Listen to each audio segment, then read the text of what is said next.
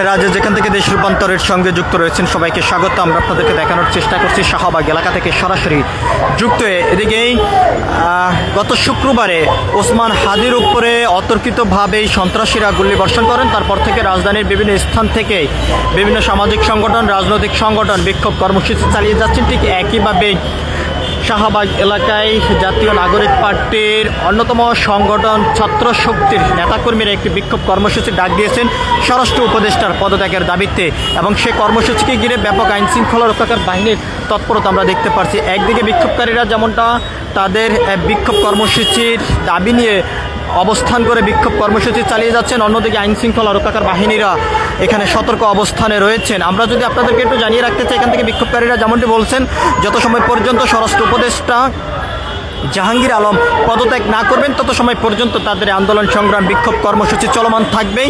আমরা আপনাদেরকে একটু সরাসরি দেখানোর চেষ্টা করছি শাহবাগ এলাকা থেকে সরাসরি যুক্ত হয়ে দেশ রূপান্তর ক্যামেরার মাধ্যমে আমরা আপনাদেরকে যদি একটু দেখানোর চেষ্টা করি, একদিকে যেমন বিক্ষোভকারীরা অবস্থান করে বিক্ষোভ কর্মসূচি চালিয়ে যাচ্ছেন, অন্যদিকে আইন শৃঙ্খলা রক্ষাকারী বাহিনীর সদস্যরা এখানে সতর্ক অবস্থানে রয়েছেন। আমরা আপনাদেরকে একটু সেই চিত্রটি সরাসরি দেখানোর চেষ্টা করি।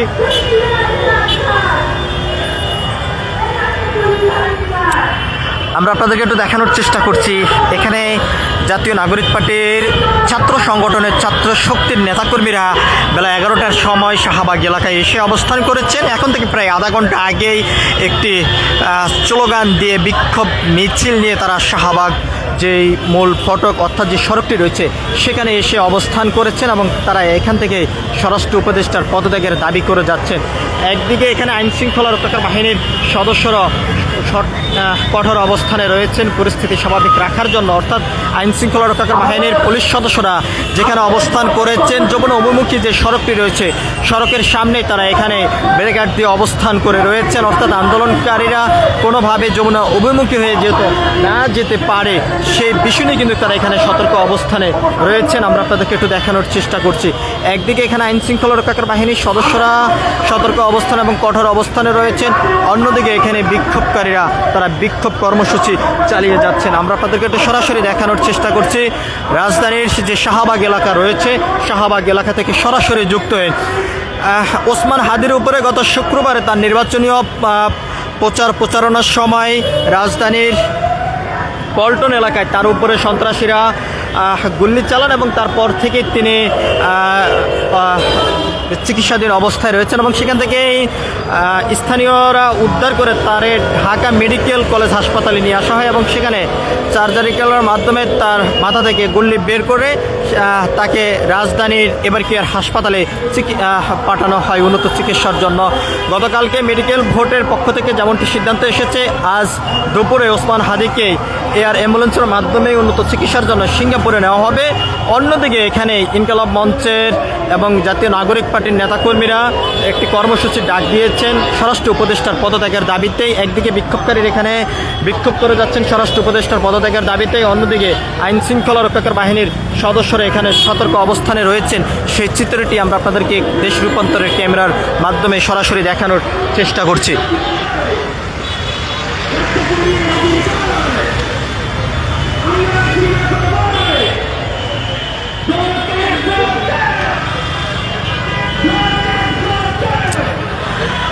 এখান থেকে বিক্ষোভকারীরা যেমনটি বলছেন, যত সময় পর্যন্ত স্বরাষ্ট্র উপদেষ্টা পদত্যাগ না করবেন তত সময় পর্যন্ত তাদের এই বিক্ষোভ কর্মসূচি চলমান থাকবে। অন্যদিকেই আমরা আপনাদেরকে একটু জানিয়ে রাখতে চাই, আইন শৃঙ্খলা রক্ষাকারী বাহিনীর পক্ষ থেকে যেমনটি জানানো হয়েছে, সন্ত্রাসী কর্মকাণ্ডের সঙ্গে যারা জড়িত রয়েছেন, ওসমান হাদির উপরে যারা অতর্কিতভাবে হামলা চালিয়েছেন, তাকে হত্যা করার উদ্দেশ্যে যারা পরিকল্পনা করেছেন, সবাইকে আইনের আওতায় নিয়ে আসার জন্য সব ধরনের কার্যক্রম তারা হাতে নিয়েছেন, এবং তদন্ত কমিটি তাদের কার্যক্রম চলমান রেখেছেন এমনটি তারা জানিয়েছেন। এবং যেই বাইকে করে অর্থাৎ যে গাড়িতে করেই সন্ত্রাসীরা ওসমান হাদির উপরে গুলি চালিয়েছেন সে বাইকের মূল মালিককে আইন শৃঙ্খলা রক্ষাকারী বাহিনীর সদস্যরা আটক করেছেন এবং তার কাছ থেকে বেশ কিছু তথ্য তারা সংগ্রহ করেছেন। আরও তথ্য সংগ্রহ করার জন্য জিজ্ঞাসাবাদ করা হবে এমনটি কিন্তু তারা জানিয়েছেন গতকালকে ডিএমপির পক্ষ থেকে, এমনটি কিন্তু আমরা জানতে পেরেছি। এদিকে ওসমান হাদির উপরে যারা অতর্কিতভাবে হামলা চালিয়েছেন তাদের বিচারের দাবিতে বিক্ষোভ করে যাচ্ছেন জাতীয় নাগরিক পার্টির নেতাকর্মীরা এবং স্বরাষ্ট্র উপদেষ্টার পদত্যাগের দাবিও তারা এখান থেকে আজকে করে যাচ্ছেন।